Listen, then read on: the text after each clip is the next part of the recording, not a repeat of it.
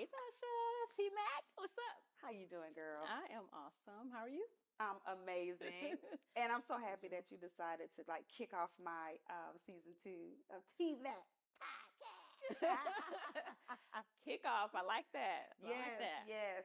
Listen, there's so much to talk about. I just want to jump right in because we've known each other for over 2 decades and we live less than an hour apart and we see each other maybe once a year. Like Mm. this is too much.com. Yes, let's do it. It's too It's long much. overdue. Long overdue. It is too much.com. So, just to let you know, get the listeners up to speed with Hmm. what you a little bit about you and Sure. where you come from, how we met, and all this and that. Um, I know it's so much over 2 decades. We met because both of us are nurses by trade. Yes. That is what we do or what we've done. Done. Yep. Done. What we've done, Past tense. past life. And then, we both kind of took different turns, um, kind of healthcare related, but then tell us what you got going on, girl. I don't know where to start. Oh my goodness. I'm gonna still start at the beginning. I met Tasha on the elevator. Oh goodness, this had to be 2000. I'm gonna say Two, four-ish. three, something like that, yeah. There you go. Early 2000. Yeah, for sure. So yeah, we were both doing hospice nursing at the time. So yes, many moons ago. And so glad we kept in touch. Yeah. Because over the years, fast forward, I think you were at my wedding. I missed yours. And I did your hair at your wedding. For your wedding because your hairstylist didn't show up. Lord help me. Whoever she is, we're gonna put her on blast Yeah. now. Get that out of the way. Now that that's out of the way. Yes. Anyway, so yes, I appreciate you. Thank you for always being there. As usual, that has not changed, but definitely we've grown. And late 2000s, I'm sorry, like around 2020. Actually, I started my business 2016. And so at the time, I decided to go into coaching. It was early, pre all this coaching that we see now. Yeah. It was Because real coaching. because I actually been coaching for years, a certified mentor, certified coach. Yep. So yeah, it was the real coaching. I've been trained for years just because I love to help people reach their goals, whatever that might be. So it was more of a general type coaching back then. So fast forward over the years, for a good 5 years, I was doing helping people start businesses or write books, which we've helped. I don't Hundreds. even know how many nurses we've helped write books, self-publish, as well as learn to speak and get paid to speak. Well, during COVID, so keep fast forwarding, things changed as a lot of people pivoted, right? Yes. They started discovering their purpose, their why. Like, okay, am I really happy? Is this truly what I want to do for the rest of my life? That's the type of questions I was asking myself. And I just took my love for writing. I was really unearthing that passion a little bit more, not just writing. Stop. Wait a minute. Okay. Unearthing. I like that word. Unearthing. What does that mean? Unearthing your passion. Yeah, because my word during those first 5 years was emerge, like come Yes, I forth. remember. So it was a verb for my brain, like a brand verb, right? But it pivoted to unearth because I felt like there was something deeper that I just wasn't truly I like getting that. the core. So you were working on that root chakra. Come on, somebody. Okay, go I ahead. didn't even know it. Right, right. So yeah, absolutely. Digging a little deeper. So yeah, I was doing, expanding my writing. So moved into publications, I was featured on Sirius XM radio, just all the things. And I still thought, okay, there's something more. It's got to be bigger than me, really. That's really the ultimate question that came out of all of that. And I was sitting at my desk one day working, and of course we were like right at the height of COVID, and I saw nurses on the news, and we saw them in trash bags, no masks, all these things. Oh my God. And it just started like, what can I do to help? I felt so bad. That's that nurse part of me. Like, okay, what can I do to contribute? And I just started asking To the frontline workers. Correct. Okay. Yes. So it just got me to thinking that I was so involved in myself and my brand. I was taught to build a personal brand, write your book, get it all about you so you become that thought leader. And my mind was like, you need to go a little deeper. So yes. So long story short, pivoted into this magazine. Color Wellness Magazine was born because I wanted to combine my background, which was managed care. I knew about, population health and things like that, but also saying, how can we get into the hands of the people that we serve, all the education, all the knowledge that we have, Black nurses, helping and being at the front lines, but do we ever truly see that impact that we make on our patients? So that's where I started to feel like, okay, that's it. And put a call out for writers, and lo and behold, a slew of writers came forth, and we have the first Black wellness magazine by Black nurses now. Wow. Yeah. Wow. Congratulations. So I need you to take me there. Yes. Like, I get the unearthing and going deeper, and during the pandemic, coming out of nursing, we've been nurses for almost 3 decades. Yes. Coming out of nursing and trying to still serve the nurses in that capacity. What was that like, pivoting from coaching to publication? Because that's like 2 ends of the spectrum, right? Exactly. I get asked that question a lot, though. Like, how did that happen? And it was a process. It truly was. It was like anything, right? It didn't just happen overnight. It was me discovering the things that I love. So I think that was the first part, just really doing that assessment. Okay, you enjoy writing, but it's going to be bigger than me writing. So that's why I had other writers to come. Then I looked at my skill set. So looking at that population health education, how can we get this out to the community? So I started digging into that. I'll say some of this, and I always, if you hear me say on lives, like, this was a divine download, a lot of this was God, because he placed in my life a mentor that I didn't even know. Okay. I'm gonna say it was, how you get this email that pops, people say, oh, I got a check in the mail, and right. You always like, how you get a check in the mail? Like, I felt like that email was my check in the mail. You know how people say, they testify, I got this check in the mail and paid all my bills. Well, I felt like that with this email, and it was an email saying, we saw your magazine, so to speak. Right. It was a new nonprofit that was geared toward Black media.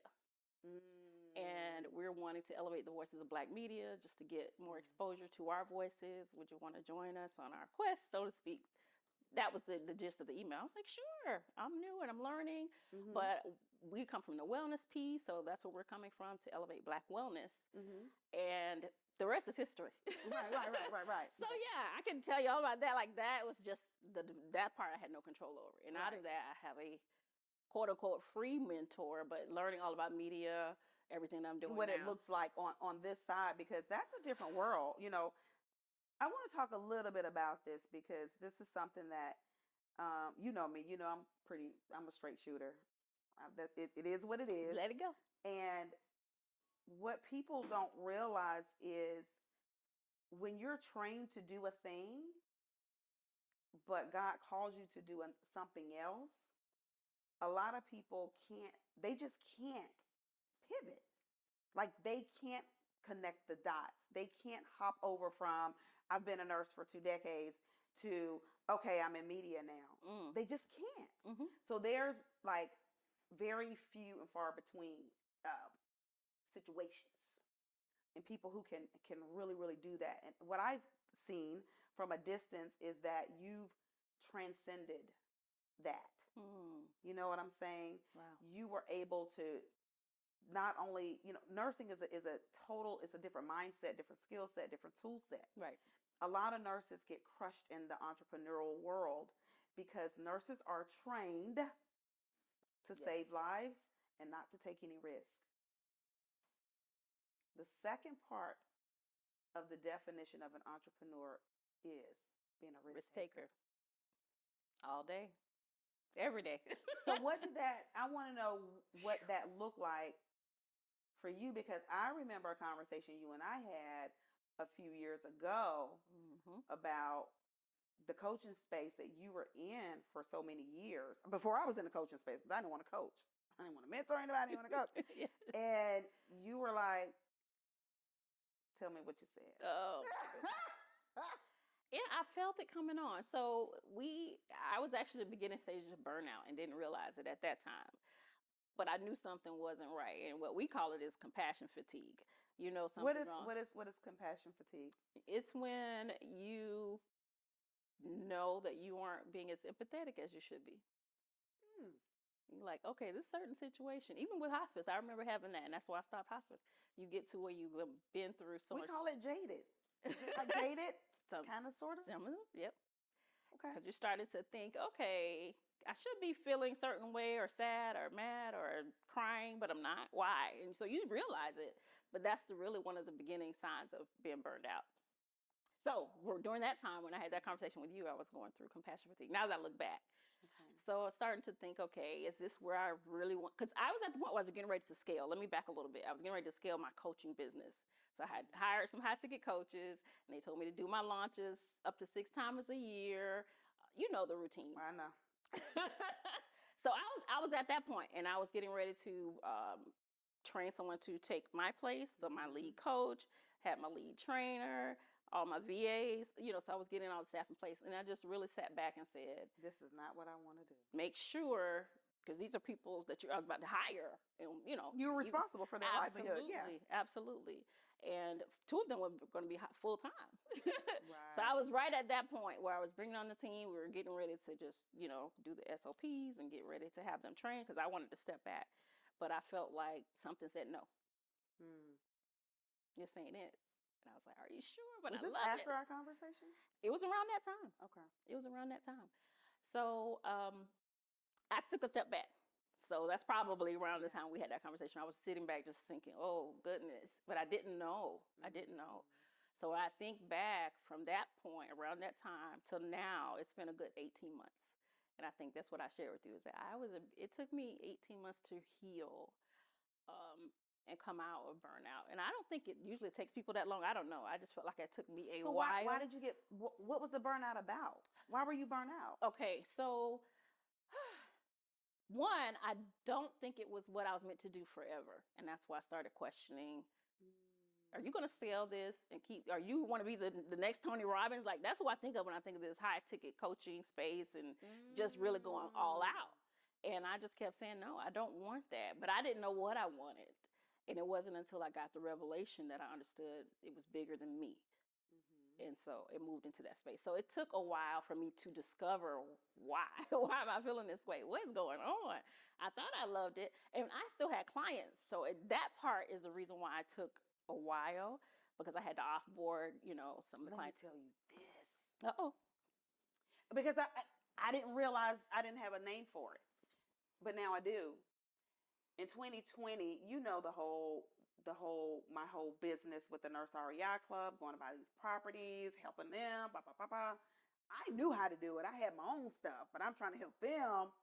And I literally got a word.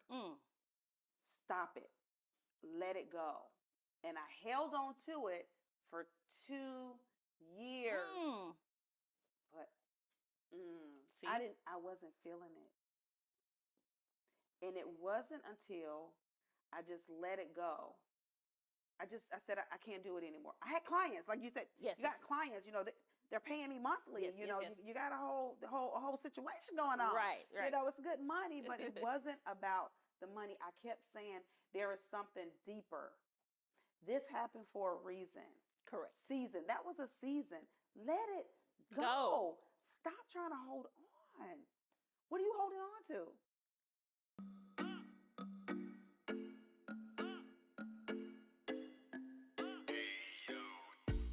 Hey, it's Dr. T back here. Have you signed up for the Grow Your Purse Challenge? Or no? Join me December 12th through the 14th from noon to 1 p.m. Eastern Standard Time.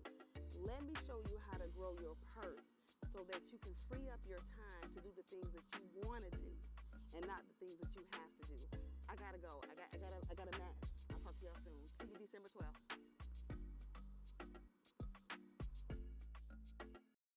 Amen. So anyway, that was my little. So I get it. Yes. It makes sense. Yes. And then after I let it go, I felt like I was literally 20 pounds lighter. It's a whole new world. I started thinking. I started thinking, clearer.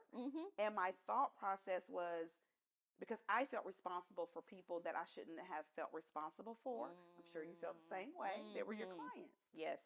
But your calling, your quest was deeper. And then when I let it go, now guess what I do? What I told you earlier. I just show up. All I want to do is be used by God. That's Amen. it. This is it. Amen. I love it. This is it. Your quest was deeper too. It was deep. So let's talk about the magazine. Because I haven't been invited to be on the cover. I thought I was cover worthy, but obviously not. I'm just saying. I thought we were friends. It's okay. I know business is business. It's coming. It's coming. It's coming. Manifest that. Yeah. Yes. So I do want to wrap up a little bit. Just a Yeah, little bit. Part of that, the end part of that though, is through the introspection, through the time off, I just took the time to rediscover myself. So it wasn't that it was a quick pivot, offloading clients, really digging deeper, just doing that inner work, right? 18 months is a long time. Yeah, it is. It's a long time. Was at an old clients and another group that came in that had already kind of was on the waiting list. I had to work through that. But I want to just let people know that, if these things happen to you, it's okay. It's okay to go through the process, because I tell you, on the other side, it is greater. Like you've experienced it. I've experienced it now. I look back, I say, wow, it's less, I'm going to say, you just show up. It's less work, but it's a bigger cause. It's a bigger cause. It's way bigger than us. So when I got that revelation and I just began to, I tell people it's so different now. Before it was me waking up saying, what can I do today? What can I do to be seen? What can I do to be heard? Da da da. It's now, okay, Lord, what's today? Like, I really feel like I'm walking in my purpose, but just being led by faith. And it just makes me feel so good to know I get the downloads easily, and now I move forward. So, yep. Yeah. So I want you to talk to not only that, I am really, really trying to get away from that nurse stigma. I love the nurses. I do. Don't get me wrong. But being a nurse is what you do. Correct. It's not who you are. So there's a lot of people who look at us because they know where we come from. The occupation. Yes. I want you to speak to the people who have these particular occupations, but they're not fulfilled. I want you to talk to them. Well, what would you say? Yeah, I don't think that the occupation ever does fulfill you, really, because as I just mentioned, the fulfillment comes from God. It's a higher calling. So I do think you have to get past trust me, a long time ago, I got past the accolades and the credentials. Although they're great, I have 10 awards. I have written 8 books. Like, I could lead with all of that, but a lot of times I don't. Like, it's just not the thing. So I think you have to get past that. It's good to accomplish and say you did, but the bigger thing is, how am I, I'm all about legacy. Legacy has always been a brand word of ours.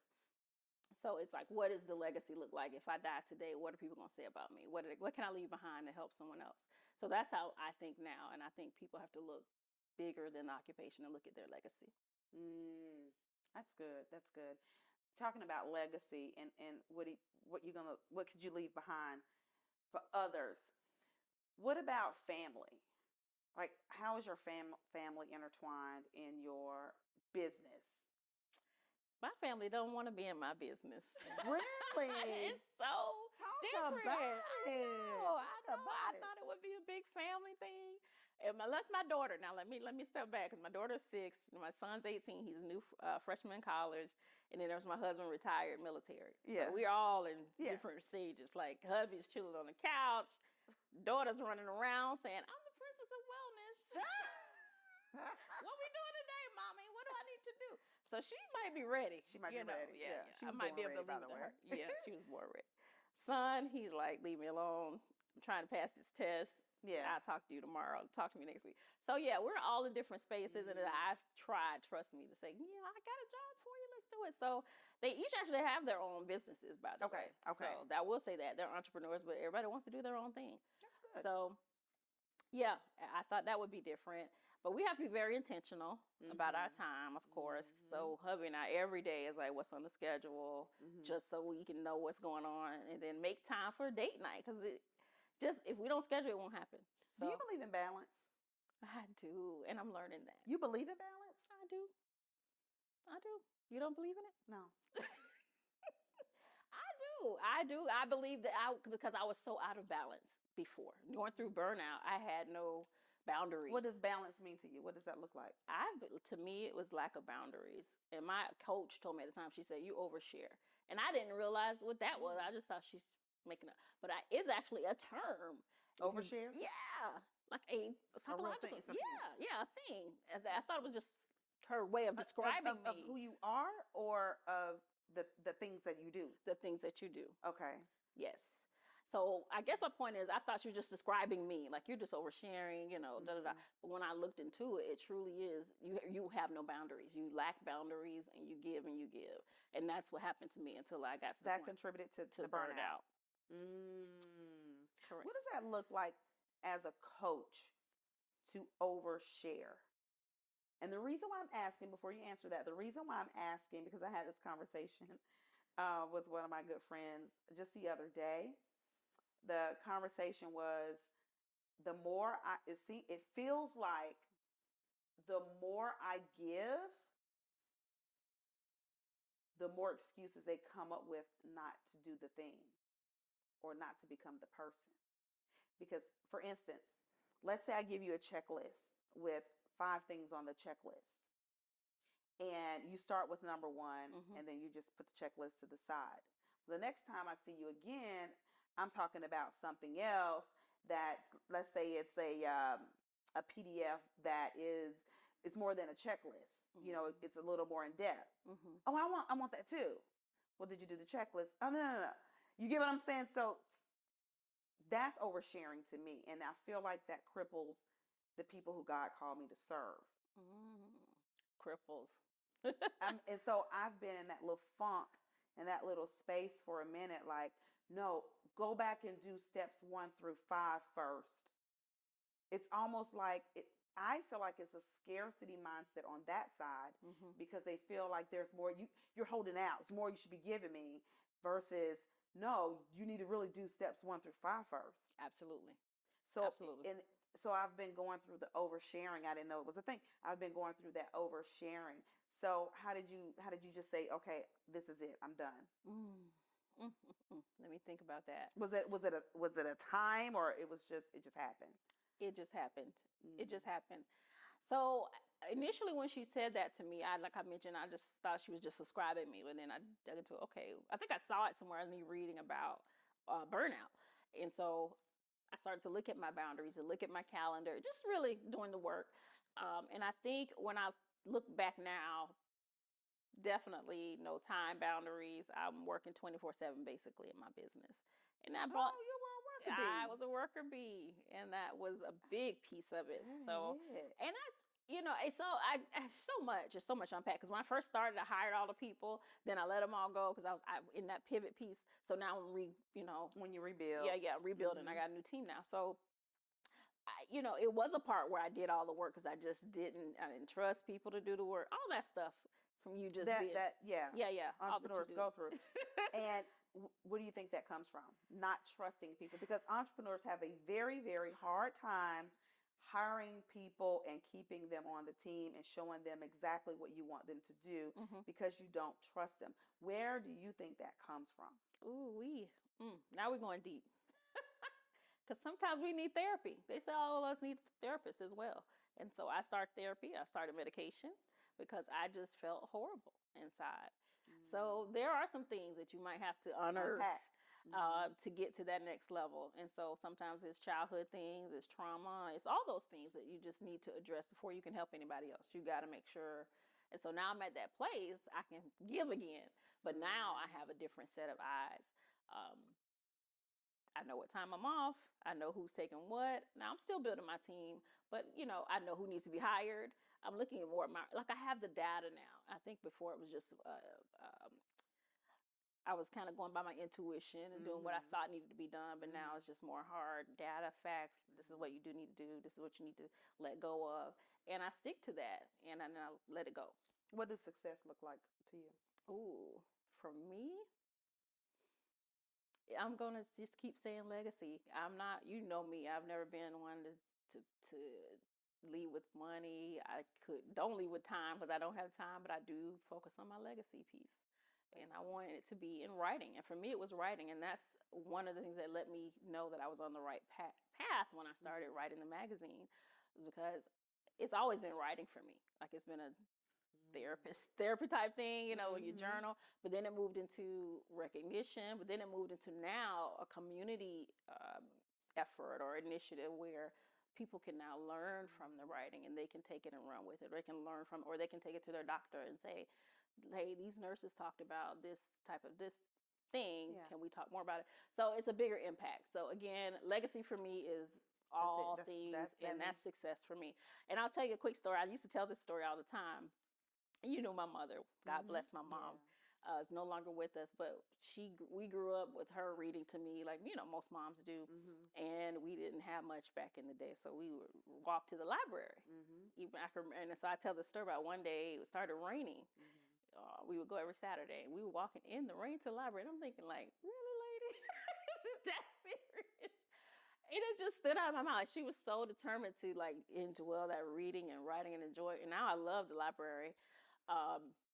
So fast forward, when I started writing, I was determined to get one of my books into the public library. And so I found out what that looked like, and it sits in there. And I remember the day when I walked in there to, like, check it out myself, and it was sitting on the shelf.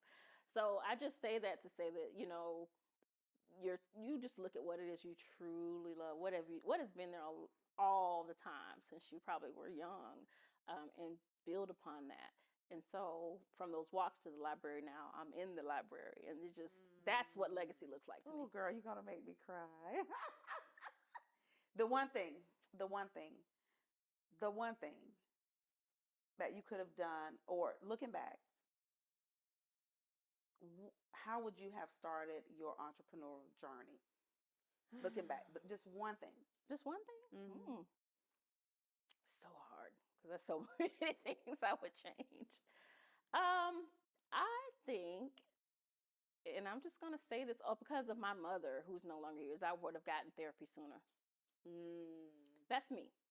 Yeah. Because she was really why I started the business in the first place. I thought I was doing it in her honor. I was thinking about doing a nonprofit for reading. Like, I didn't know, but it was always her. But for me, now that I look back, a lot of that was grief.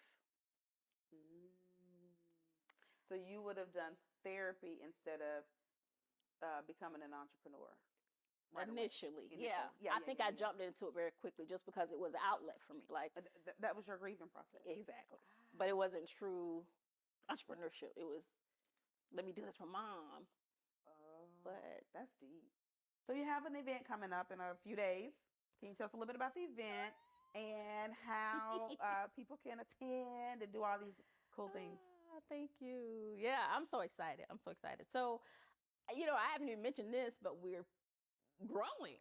We're growing because it started as a magazine. We were subscription based. We had over first year 1,000 subscribers. So we grew really fast because people were like, "Oh my goodness, Black nurses talking and And so, long story short, through that whole process of the mentorship I mentioned and the nonprofit teaching me about media, we're now a multimedia company. So we're not just a magazine. We've moved away from print. So 2023 is a new journey for us. Okay. So we're stopping print. It's fully digital ads, the ad manager, new podcast coming as well. We've had one, but we're kind of redoing it. Like I'm redoing right. Absolutely. So new podcast and a TV show, which is a digital TV show. Yeah. Yes. I want a more scholarly feel there. The podcast will be a sisterly feel. The video will be a more scholarly feel because we want to pitch that to hospitals and healthcare systems. Okay. So long story short, this brunch is really just a kickoff. That's why when you said kickoff earlier, I was like, yes. Okay, yeah. To many community events. We want to take this across the country and really get connected to communities in these various mediums. So if you like to read, here we go. Or if you want to listen, here's audio. We know people like learn in different ways, right? Or if you want to watch a video, you're a visual person, here you go. But also all these resources behind the scenes. I want to get those brands connected to these nurses. Got it. So we're a bridge, and vice versa. The bridge for goes the other way, right? Yes. So yeah. So the brunch is a kickoff to a bigger plan. And so Tampa is the first stop because, of course, this is our hub. And so in Wesley Chapel, I just didn't see a lot for healthcare here. Mhm. So we're, Mhm. expanding to healthcare workers because Mhm. we're now interdisciplinary. We have licensed mental health counselors on our Mhm. team, social workers, upcoming physical therapists, and massage therapists. So we're moving out into healthcare. And in Wesley Chapel. let me finish that. On Saturday, December 10th, Okay. 10 a.m. to 2 p.m., we'll be brunching. But the main piece will be our panel discussion where all those disciplines will be there. Mhm. And we're just pouring back into healthcare. So we're talking about wellness, we're talking about brands, Mhm. we're talking about entrepreneurship, and we're also talking about wellness. So just a chance to Mhm. give back and then let them know what we're doing at Colored Mhm. Wellness. So you're done with the coaching? I'm done. Okay, so I'm done. okay. So if they want to work with you on the media side, how can they contact you? Sure. Well, they can look at my website or go to my website at michellegreenrhodes.com, and that'll just share the story. It's my personal website, so I'm Okay. starting there. And they can look at all the media that we've had, and then there's a contact form at the bottom if they want to reach out. All right. So, yeah, good, Well, good, thank you so much for good. coming. Thank you for having me. I appreciate you. All right.